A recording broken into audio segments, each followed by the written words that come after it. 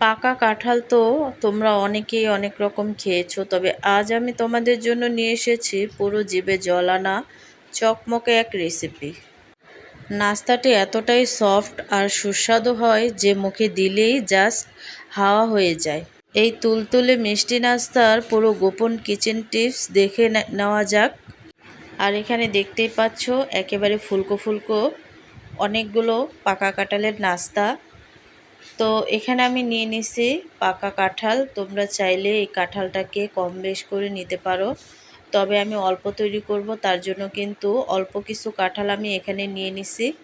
তারপরে হচ্ছে কাঁঠালগুলোর যে বিচিটা থাকে সেটা কিন্তু ছাড়িয়ে নিতে হবে। ছাড়িয়ে নেওয়ার পরে কিন্তু ব্লেন্ড করে নিতে হবে। আর এখানে পেস্টটা দেখতেই পাচ্ছ। আর এখানে আমি নিয়ে নিছি ময়দার মধ্যে কিন্তু পাকা কাঁঠালের সম্পূর্ণ পেস্টটা আমি অ্যাড করে দিয়ে দিচ্ছি এখানে আমি কোরানো নারকেলটা দেওয়ার চেষ্টা করবে, এতে দেখা গেছে নাস্তাটি খেতে দুর্দান্ত লাগে। তারপর হচ্ছে এখানে আমি অ্যাড করে দিচ্ছি মিষ্টি হওয়ার জন্য চিনি। তোমরা চাইলে গুড় দিয়েও তৈরি করতে পারো। তো সবগুলো উপকরণ দেওয়ার পরে কিন্তু একটু ভালোভাবে আমি মিশিয়ে নেব। মিশিয়ে নেওয়ার পরে অল্প অল্প পানি দিয়ে ভালোভাবে একটা ব্যাটার তৈরি করে নেব। আর হ্যাঁ, কাঁঠালের পেস্টটা যদি একটু বেশি থাকে তাহলে ময়দার এই ব্যাটারটা মাখানোর সময় কোনো বাড়তি পানি ব্যবহার করবে না। পুরো ব্যাটারটা কাঁঠালের পেস্ট দিয়ে মাখার চেষ্টা করবে, এতে কাঁঠালের আসল চকমকে ফ্লেভারটা বজায় থাকবে। আর এখানে আমি দিয়ে দিছি স্বাদ মতো লবণ আর হচ্ছে একটু ফুড কালার। যেহেতু এটা পাকা কাঁঠালের রেসিপি, তার জন্য কিন্তু ফুড কালারটা একটু ব্যবহার করবে। এটা অপশনাল না, তোমরা চাইলে দিতে পারো, না চাইলে বাদ দিতে পারো।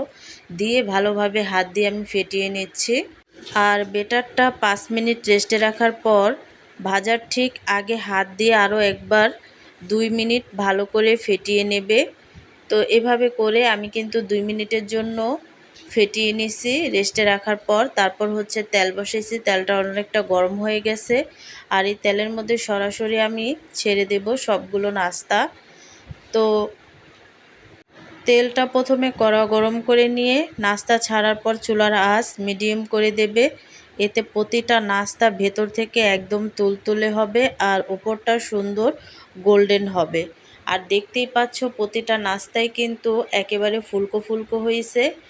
আর এই নাস্তাগুলো মুখে দিলেই কিন্তু হাওয়ার মতো মিলিয়ে যাবে। তোমরা যদি বাসায় ট্রাই করো তাহলে কিন্তু বুঝতে পারবে নাস্তাগুলো কতটা পারফেক্ট হয়েছে। তো দেখো আমি কিন্তু হালকা রঙের হলেই তুলে নেব। আর সবগুলো নাস্তা কিন্তু এইভাবে করে আমি ভেজে নিছি, দেখতেই পাচ্ছ। তো একেবারেই ফুলকো একটা নাস্তা। তারপরে হচ্ছে পরিবেশন করে নিচ্ছি। তৈরি হয়ে গেল পাকা কাঁঠাল আর ময়দা দিয়ে তৈরি সেরা স্বাদের মুখে মিলিয়ে যাওয়া গোলগোলার নাস্তার রেসিপি। আমাদের পাকা কাঁঠালের মিষ্টি গোলগোলার নাস্তা দেখতে কতটা চকমকে আর লোভনীয় লাগছে। কামড় দিলেই ভেতরে নারকেলের কুচি দাঁতে পড়ে আর কাঁঠালের মিষ্টি সুবাস পুরো মুখ ভরে যায়। বিকেলে চায়ের আড্ডায় গরম গরম এই নাস্তা বাড়ির ছোট ভাই বোন বা আম্মুর সামনে দিলে ওনারা খেয়ে পুরোই ফিদা হয়ে যাবে। তেলের পিঠার চেয়েও এটি অনেক বেশি সফট হয়। তোমাদের এই পাকা কাঁঠালের 5 মিনিটের নতুন রেসিপিটি কেমন লাগলো কমেন্ট করে কিন্তু আজই আমাকে জানাবে। পাকা কাঁঠাল দিয়ে এমন নাস্তা বানালে একটা খেলে 10টা খেতেও মন ভরবে না, মুখে দিলেই মিলিয়ে যাবে। পাকা কাঁঠালের সাথে কোরানো নারকেলের এই যুগলবন্দি নাস্তাটি এতটাই সফট আর সুস্বাদু হয় যে মুখে দিলেই জাস্ট হাওয়া হয়ে যায়। ছোট বড় সবাই এই নাস্তাটি অনেকটা পছন্দ করবে। তো আজকের রেসিপিটা কেমন লাগছে? তো হাই গাইস, আসসালামু আলাইকুম, welcome back to my channel. কেমন আছো তোমরা সবাই? আশা করছি ভালো আছো, আল্লাহর রহমতে আমি অনেক ভালো আছি। তো গাইস, ভিডিওটি ফার্স্ট থেকে লাস্ট পর্যন্ত দেখতে থাকো, আশা করছি ভালো লাগবে। আর ভালো লাগলে প্লিজ একটি লাইক আর একটি সাবস্ক্রাইব করে পাশে থাকবে।